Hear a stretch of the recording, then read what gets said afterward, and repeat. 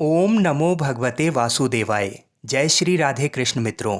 आषाढ़ मास के शुक्ल पक्ष की एकादशी को देवशैनी एकादशी या हरिसैनी एकादशी के नाम से जाना जाता है। वर्ष 2023 में देवशैनी एकादशी का व्रत 29 जून दिन गुरुवार को रखा जाएगा। इस व्रत को करने से और इसकी कथा को सुनने से भगवान श्री लक्ष्मी नारायण जी प्रसन्न होते हैं और हमारी सभी मनोकामनाओं को पूर्ण करते हैं। तो आइए भगवान श्री लक्ष्मी नारायण जी के चरणों का ध्यान करते हुए देवशैनी एकादशी की व्रत कथा को सुनते हैं। अर्जुन ने कहा, हे श्री कृष्ण, आषाढ़ माह के शुक्ल पक्ष की एकादशी का क्या व्रत है? उस दिन किस देवता का पूजन होता है? उसका क्या विधान है? कृपा कर ये सब विस्तार पूर्वक बताइए।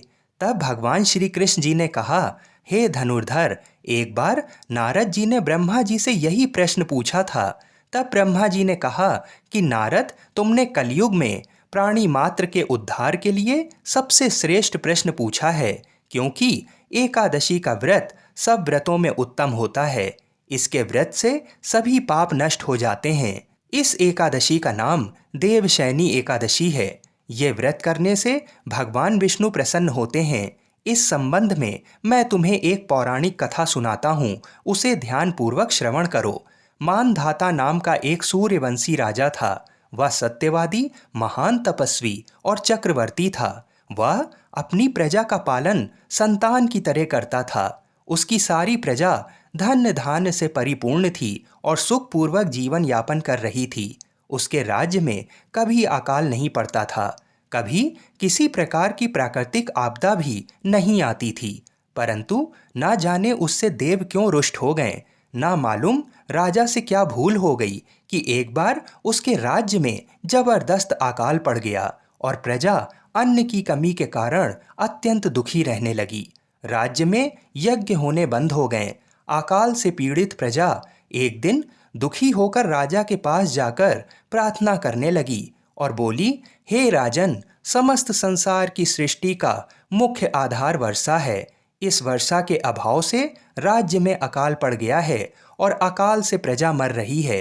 हे भूपति, आप कोई ऐसा जतन कीजिए जिससे हम लोगों का कष्ट दूर हो सके। यदि जल्द ही अकाल से मुक्ति ना मिली तो विवश होकर प्रजा को किसी दूसरे राज्य में शरण लेनी पड़ेगी। प्रजाजनों की बात सुन राजा ने कहा, आप लोग सत्य कह रहे हैं। वर्षा न होने से आप लोग बहुत दुखी हैं। राजा के पापों के कारण ही प्रजा को कष्ट भोगना पड़ता है। मैं बहुत सोच विचार कर रहा हूँ, फिर भी मुझे अपना कोई दोष दिखलाई नहीं दे रहा। आप लोगों के कष्ट को दूर करने के लिए मैं बहुत उपाय कर रहा हूँ, परंतु आप चिंतित ना हो, मैं इसका कोई ना कोई उपाय अवश्य ही ढूंढ लूँगा। राजा के वचनों को सुन प्रजाजन चले गए। राजा मानधाता भगवान की पूजा कर कुछ विशिष्ट व्यक्तियों को साथ लेकर वन को चल दिया। वहाँ वह ऋषि मुनियों के आश्रमों में घूमते घूमते अंत में ब्रह्मा जी के मानस पुत्र अंगिरा ऋषि के आश्रम पर जा पहुंचा। रथ से उतरकर राजा आश्रम में चला गया। वहाँ ऋषि अभी नित्य कर्म से निवृत्त ही हुए थे कि राजा ने उनके सम्मुख पहुंचकर उन्हें प्रणाम किया।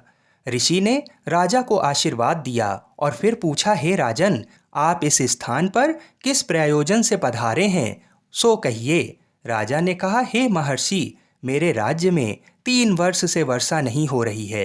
इससे अकाल पड़ गया है और प्रजा कष्ट भोग रही है। राजा के पापों के प्रभाव से ही प्रजा को कष्ट मिलता है, ऐसा शास्त्रों में लिखा है। मैं धर्म अनुसार राज्य करता हूँ, फिर ये अकाल कैसे पड़ गया, इसका मुझे अभी तक पता नहीं लग सका। अब मैं आपके पास इसी संदेह की निवृत्ति के लिए आया हूँ। आप कृपा कर मेरी इस समस्या का निवारण कर मेरी प्रजा के कष्ट को दूर करने के लिए कोई उपाय बताइए। सब वृतांत सुनने के बाद ऋषि ने कहा, हे राजन, इस सतयुग में धर्म के चारों चरण सम्मिलित हैं। ये युग सभी युगों में उत्तम है। इस युग में केवल ब्राह्मणों को ही तप करने तथा वेद पढ़ने का अधिकार है, किंतु आपके राज्य में एक शूद्र तप कर रहा है। इसी दोष के कारण आपके राज्य में वर्षा नहीं हो रही है। यदि आप प्रजा का कल्याण चाहते हैं तो शीघ्र ही उस शूद्र का वध करवा दीजिए। जब तक आप ये कार्य नहीं कर लेते तब तक आपका राज्य अकाल की पीड़ा से कभी मुक्त नहीं हो सकता। ऋषि के वचन सुन राजा ने कहा, हे मुनि श्रेष्ठ, मैं उस निरपराध तप करने वाले शूद्र को नहीं मार सकता। किसी निर्दोष मनुष्य की हत्या करना मेरे नियमों के विरुद्ध है और मेरी आत्मा इसे किसी भी स्थिति में स्वीकार नहीं करेगी। आप इस दोष से मुक्ति का कोई दूसरा उपाय बताइए। राजा को विचलित जान ऋषि ने कहा, हे राजन, यदि आप ऐसा ही चाहते हैं तो आषाढ़ माह के शुक्ल पक्ष की देवशयनी नाम की एकादशी का विधान पूर्वक व्रत करो।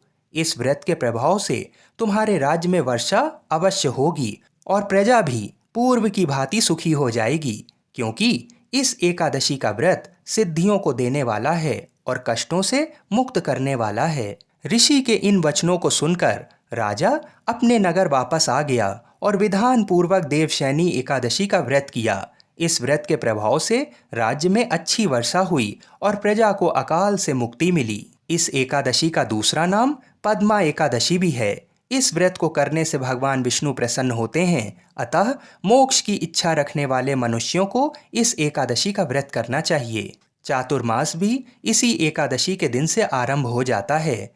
देवशयनी एकादशी के व्रत का पारण 30 जून को किया जाएगा और व्रत को खोलने का शुभ समय होगा 30 जून को दोपहर 1:24 से लेकर शाम 4:08 के मध्य में। इस बार हरिवासर सुबह 8:20 तक रहेगा और शास्त्र अनुसार हरिवासर में कभी भी अपना व्रत नहीं खोलना चाहिए, इसलिए बताए गए समय में ही व्रत का पारण करें।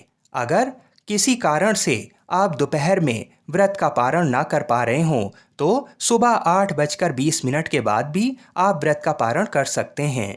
आप सबको देवशयनी एकादशी व्रत की हार्दिक शुभकामनाएं। जय श्री राधे कृष्ण, जय श्री लक्ष्मी नारायण जी, जय श्री तुलसी सालिग्राम जी। राधे राधे।